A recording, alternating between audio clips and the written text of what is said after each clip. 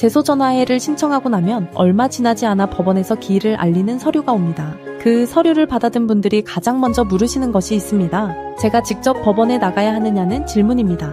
그 다음에 이어지는 질문은 그날 가서 무슨 이야기를 하느냐는 것입니다. 두 질문 모두 자연스럽습니다. 다만 순서를 하나만 바꿔서 보시면 준비가 훨씬 쉬워집니다. 기일은 내용을 상의하러 가는 날이 아닙니다. 이미 정해진 내용이 조서로 굳어지는 날에 가깝습니다. 이 차이를 먼저 잡고 시작하겠습니다. 제소전화해라는 말 자체가 낯설게 들리실 수 있습니다. 소송을 제기하기 전에 하는 화해라는 뜻입니다. 제소전화해는 다툼이 생긴 뒤에 이기는 절차가 아닙니다. 계약 단계에서 나중에 생길 분쟁을 미리 정리해두는 절차입니다. 소송을 걸기 전에 법원에서 양쪽의 합의를 확인하고 그 내용을 화해조서로 남깁니다. 성립한 조서에는 확정 판결과 같은 효력이 주어집니다. 기일은 바로 그 확인이 이루어지는 자리입니다. 법원이 양쪽의 의사를 확인하고 합의된 내용을 조서로 만듭니다. 그래서 기일에 처음으로 조건을 협의하겠다는 생각으로 가시면 진행이 어렵습니다. 신청할 때 화해 조항을 이미 정리해서 제출하고 기일에는 그 내용이 양쪽의 뜻과 맞는지를 확인하는 흐름입니다. 조서가 만들어지고 나면 그 내용을 근거로 절차를 진행할 수 있게 됩니다. 그래서 문구 하나하나가 나중에 그대로 힘을 갖게 됩니다. 반대로 조항이 미리 정리되어 있으면 기일 자체는 길지 않습니다. 준비가 어디에서 끝나 있느냐가 그날의 분위기를 정합니다. 이 점을 모르고 가시면 기일이 한 번으로 끝나지 않습니다. 반대로 알고 가시면 준비할 것이 분명해집니다. 이제 가장 많이 받는 질문으로 넘어가겠습니다. 반드시 본인이 나가야만 하는 것은 아닙니다. 변호사를 대리인으로 선임해서 대리인이 출석하는 방식으로 진행하기도 합니다. 임대인과 임차인이 같은 날 같은 시간에 법원 일정을 맞추기는 생각보다 어렵습니다. 가게를 비우기 힘든 임차인도 있고 건물이 지방에 있는 경우도 있습니다. 이런 사정 때문에 양쪽이 각자 대리인을 두고 진행하는 구조를 택하는 분들이 많습니다. 임대인만 대리인을 두는 것이 아니라 임차인도 자기 대리인을 두는 구조입니다. 양쪽이 각각 자기 입장을 확인받는 셈이라 임차인 쪽에서도 받아들이기 쉬워집니다. 건물이 다른 지역에 있을 때는 관할을 어디로 할지도 함께 정리합니다. 양쪽이 합의해서 관할을 정해두면 이동 부담을 줄일 수 있습니다. 다만 대리인이 출석한다고 해서 준비까지 대신 정해지는 것은 아닙니다. 어떤 조건으로 합의할지는 결국 당사자가 정하는 부분입니다. 그래서 사전에 어떤 조건까지 받아들일 수 있는지 정리해서 알려주셔야 합니다. 본인이 직접 출석하시겠다고 하는 분도 계십니다.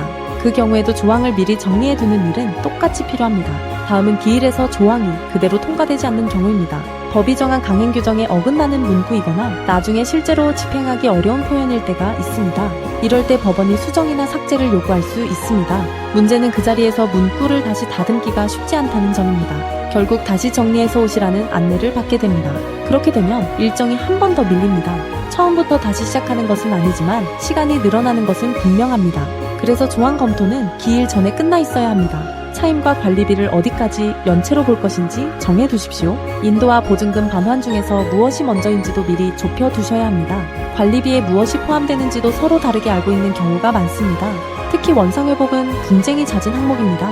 입주 당시 상태를 어디까지로 볼 것인지 기준이 없으면 조서에 넣어둬도 나중에 다시 다투게 됩니다. 한쪽이 나오지 않으면 어떻게 되는지도 짚어보겠습니다. 신청은 한쪽이 시작할 수 있지만 화해가 성립하려면 양쪽의 합의가 필요합니다. 상대가 출석하지 않거나 합의할 뜻이 없으면 그날 조서는 만들어지지 않습니다. 간혹 상대방이 모르는 조건도 조서에 넣을 수 있는 제도로 오해하시는 분이 계십니다. 그렇지 않습니다. 임차인이 동의하지 않은 내용은 조서가 되지 않습니다. 오히려 임차인 입장에서도 보증금을 언제 어떤 조건으로 돌려받는지 문서로 확인해두는 의미가 있습니다. 한쪽에만 유리한 문서를 만드는 자리가 아니라 양쪽이 지킬 수 있는 선을 확인하는 자리입니다. 그래서 신청 전에 상대방에게 취지를 설명하고 동의를 확인하는 과정이 중요합니다. 이 단계를 건너뛰면 기일이 잡혀도 헛걸음이 됩니다.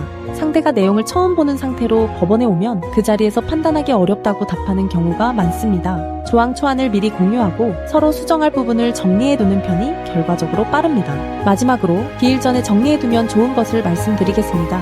계약서와 특약을 먼저 꺼내보십시오. 차임과 관리비의 지급일과 연체 기준을 확인하십시오. 계약 갱신과 종료의 조건도 함께 보셔야 합니다. 원상회복의 범위와 보증금 반환의 시점과 방법까지 확인하십시오. 이 5가지가 서로 어긋나지 않는지 보는 것만으로도 기일에서 걸릴 위험이 크게 줄어듭니다. 계약서에 이미 들어있는 특약과 새로 넣을 조항이 서로 부딪히지 않는지도 함께 보셔야 합니다. 계약 당사자가 여러 명이거나 전대 관계가 얽혀있다면 누구를 조서의 당사자로 넣을지도 확인해야 합니다. 명의와 실제 사용자가 다른 경우에는 이 부분에서 먼저 걸립니다. 임차인이 법인인 경우에도 누가 서명하는지를 미리 확인해 두셔야 합니다. 이런 것들은 기일 당일에 확인하려고 하면 늦습니다. 기간과 비용을 물어보시는 분도 많습니다. 다만 법원 일정과 사안에 따라 달라지기 때문에 며칠이면 끝난다고 잘라 말씀드릴 수 없습니다. 임대료 규모와 진행 방식에 따라 견적도 달라집니다. 정확한 부분은 계약 조건을 보고 말씀드리는 것이 맞습니다. 지금 계약서 그대로 진행해도 되는지 궁금하실 수 있습니다. 그 판단이 바로 기일의 결과를 좌우합니다. 조항 문구를 어디까지 넣어야 할지 판단이 서지 않으시면 전화로 계약 형태부터 확인해 보시기 바랍니다. 엄정숙 변호사의 제소 전화에는 조항 검토와 쌍방 대리, 법원 절차와 조서 송달까지 이어서 진행하고 있습니다. 견적 문의는 이 591-2334입니다.